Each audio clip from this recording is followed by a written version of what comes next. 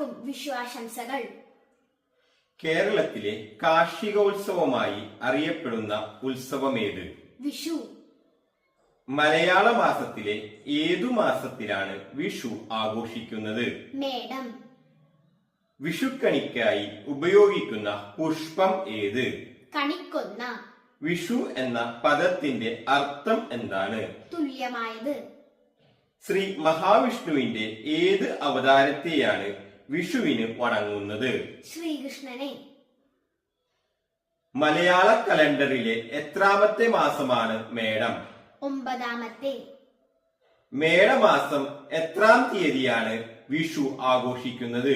മേടം 1-ന്. ഏറ്റവും പ്രാധാന്യമേറിയ വിഷു ആചാരം ഏത്? വിഷുക്കണി. വിഷുവിനോടുകൂടി ആരംഭിക്കുന്ന ഞാറ്റുവേല? അശ്വതി ഞാറ്റുവേല. വിഷുവിന് സമാനമായി ബിഹു എന്ന ഉത്സവം ഏത് സംസ്ഥാനത്താണ് ആഘോഷിക്കുന്നത്? ആസാം. നന്ദി.